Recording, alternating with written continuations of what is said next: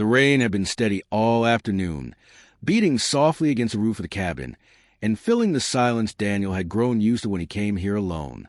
It was his refuge, the place he escaped to when the weight of his marriage pressed too hard against his chest. Melissa thought he came to fish, to clear his head, but what he really wanted was the quiet, the distance, the chance to feel like himself again. He sat by the fire, book in hand but barely reading, when a soft knock cut through the storm. For a moment he thought he imagined it, but then it came again, hesitant, uneven. He rose and opened the door, and there he was, a boy, drenched from head to toe, water dripping from the brim of a black hat. His clothes were plain, rough-hewn, the kind Daniel hadn't seen outside of old photographs. The boy said nothing, only lifted his eyes briefly, then lowered them again. Daniel didn't ask questions. He stepped aside, motioned him in, and the boy obeyed without a word. The warmth of fire filled the room, and Daniel watched as the stranger stood awkwardly, unsure if he was allowed to sit. His silence was striking, but it wasn't emptiness. It was heavy, like there was too much inside him to put into words. "Take off your coat," Daniel said softly. "You'll catch cold." The boy obeyed, setting the dripping fabric on a chair. His shirt clung to him, outlining the shape of his shoulders, the lean strength of someone used to labor.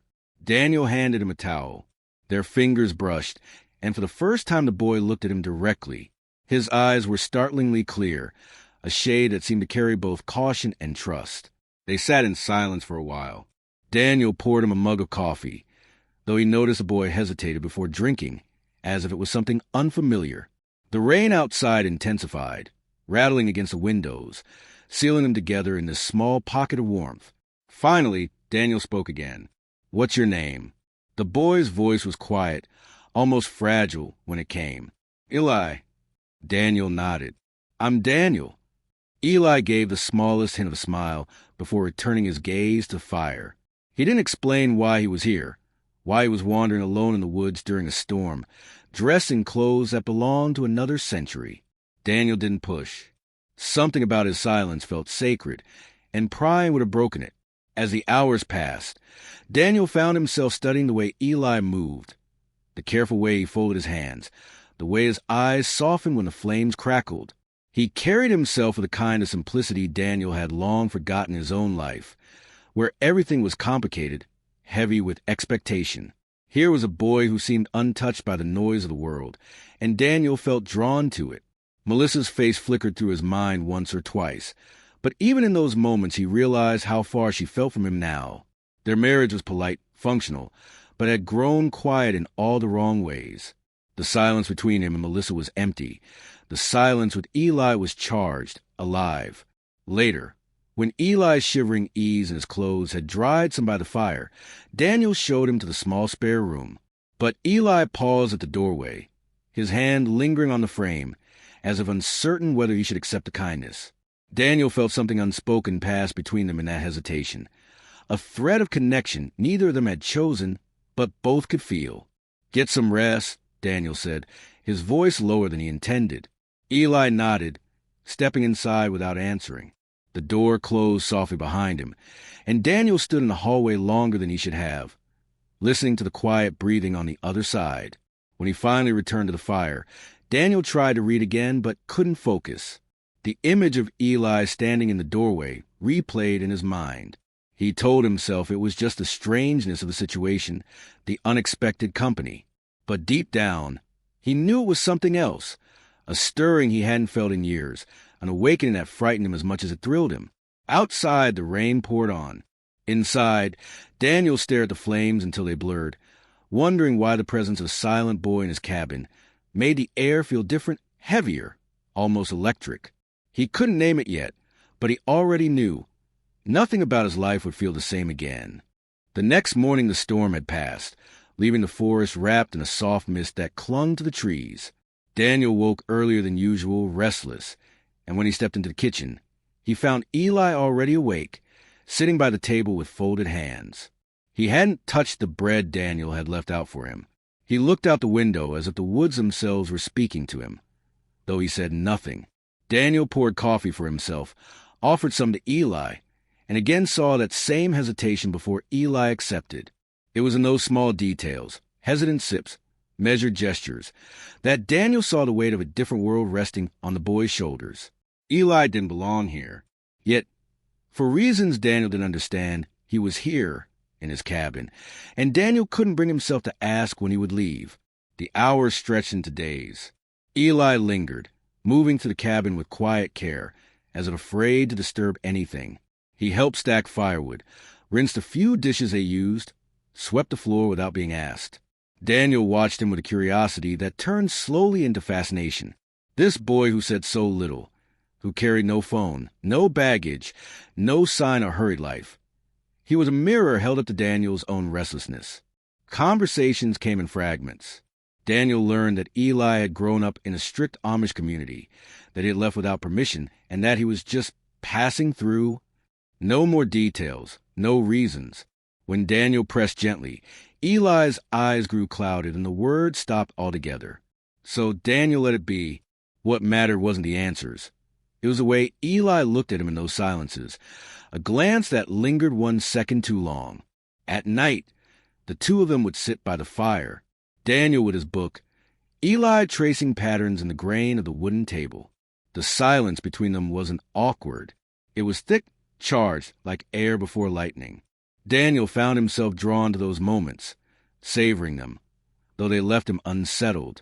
One evening, the forest roared again with another storm. Rain hammered the roof, wind rattled the windows, and the fire seemed the only source of light in the world. Daniel lit an extra lantern, the soft glow throwing their shadows against the wall. Eli sat close to the hearth, hugging his knees to his chest, his damp hair falling loose across his forehead. Daniel caught himself staring too long, then forced his eyes away, guilt rising hot inside him. Melissa's voice echoed faintly in his mind, her laughter, her questions, the small routines of their shared life. But the sound felt distant, unreal. Here now, the only thing real was a boy sitting 3 feet away, his presence filling every corner of the cabin. The storm deepened. Eli shivered lightly, though he didn't complain. Daniel rose, retrieved a blanket, and set around his shoulders. Eli looked up at him, eyes glimmering in the firelight, and whispered, "Thank you." It was the first time his voice carried warmth. Daniel should have walked away then. He knew it. Instead, he stayed standing, too close, feeling the heat from the fire and the heat from Eli's body rising together. Eli's hand emerged from beneath the blanket, pale against the fabric, resting near Daniel's leg as if by accident. Daniel froze, every nerve awake. He told himself to move, to step back, to put distance between them. But he didn't. Minutes stretched. The storm outside howled louder, drowning the world in sound, as though nature itself was shielding what happened inside. Daniel lowered himself slowly onto the rug by the fire, their shoulders nearly touching. Neither spoke. They didn't need to. A silence heavier than words enveloped them. Daniel felt Eli's breath beside him, steady, tentative. His own chest tightened. For so long he had buried this part of himself, had lived by duty, by habit, by vows that now felt like paper dissolving in water. When Eli's fingers brushed against his, it was like a spark leaping from flame to dry wood. Daniel closed his eyes, knowing that line, the one he had sworn never cross, was crumbling beneath him. He should have pulled back. He didn't. Their hands lingered, fingers slowly interlacing, both pretending it was an accident until it no longer could be. Daniel turned slightly, his shoulder pressing into Eli's, the fire painting both their shadows across the wall. It was more than touch. It was surrender, a quiet yielding neither of them spoke aloud. In that small cabin, with rain beating against the world outside, Daniel gave in. The guilt came instantly, sharp as a blade, but it was tangled with something stronger, relief, desire, life. The night stretched on, storm and fire bearing witness to a choice Daniel knew he could never undo. When the silence finally settled again, it wasn't the silence of strangers anymore. It was the silence of two people who had crossed a threshold and couldn't step back. Daniel lay awake long after Eli slept, staring into the dying flames. His chest ached with guilt for Melissa, for the vows he had broken. Yet beneath the ache was a pulse he hadn't felt in years, beating wild and alive. He told himself it was only a moment, a mistake born of isolation and storm. But even as he whispered the lie, he knew the truth. He would crave it again. Dawn crept slowly across the forest, pale light filtering through the fog. Daniel stirred from uneasy sleep. The blanket twisted around him. The fire burned down to ashes. For a moment he forgot where he was, forgot who was beside him. Then the memory of the night rushed back, Eli's hand in his. The storm outside, the choice he hadn't stopped himself from making. His stomach tightened, a knot of guilt pulling him awake. Eli was already up. Daniel heard movement in the kitchen, the soft clink of a cup being set on the table. When he rose and entered, Eli stood by the window, back straight, his gaze fixed on a line of trees beyond the clearing. His posture was calm, almost resigned, as though the night before hadn't unsettled him the way it had Daniel. Neither spoke at first. Daniel busied himself with the coffee pot, though his hands trembled as he poured. When he finally looked up, Eli's eyes met his, steady, unreadable. There was no accusation there, no fear, only an acceptance that unsettled Daniel more than anger ever could. "I should go," Eli said softly. The word struck harder than Daniel expected. "Already?" Eli nodded. "I wasn't meant to stay." Daniel's chest tightened. He wanted to argue, to ask him to stay another night, another week. But he knew Eli belonged to a different world, one he couldn't follow. A boy raised in silence and rules, who had stepped outside those boundaries only briefly. Daniel had been a moment in that journey, nothing more. Still, the ache was sharp, as if something vital was being taken from him. Melissa called while Eli packed a few things he had. Daniel answered quickly, forcing his voice steady. She asked when he'd be home, if the fishing had been good, if he missed her. He told her, yes, of course. He didn't tell her that the echo of another voice lingered in his ears, that another presence had filled his bed, his mind, his chest. When she laughed softly at something he said, he felt the weight of his betrayal so heavily, he nearly dropped the phone. After the call, Eli stood by the door, coat back on, hat in his hands. The boy looked smaller somehow, the fragility of his youth exposed in the morning light.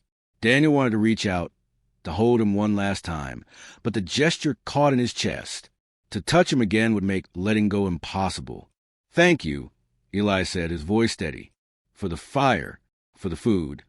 He hesitated, then added, "For not asking too many questions." Daniel swallowed hard. He wanted to say more, wanted to ask if Eli had felt the same heat, the same pull that had consumed him, wanted to tell him that the night had changed something inside him he couldn't undo. But Eli only lifted his eyes for a second, and in them Daniel saw the answer without words. The boy opened the door, and the morning air rushed in, cold, damp, smelling of earth. He stepped out onto the porch, his boots sinking softly into the wet ground. Daniel followed, standing in the doorway as Eli walked across the clearing, each step carrying him farther into the mist. The forest swallowed him quickly, the outline of his figure fading until nothing remained but trees and silence. Daniel stood there for a long time. The world around him was still, the storm of memory, the cabin quiet again. But inside, nothing was quiet. Every nerve hummed with the memory of the boy's touch, every thought tangled with the weight of guilt and longing. When he finally returned inside, the cabin felt emptier than it ever had before.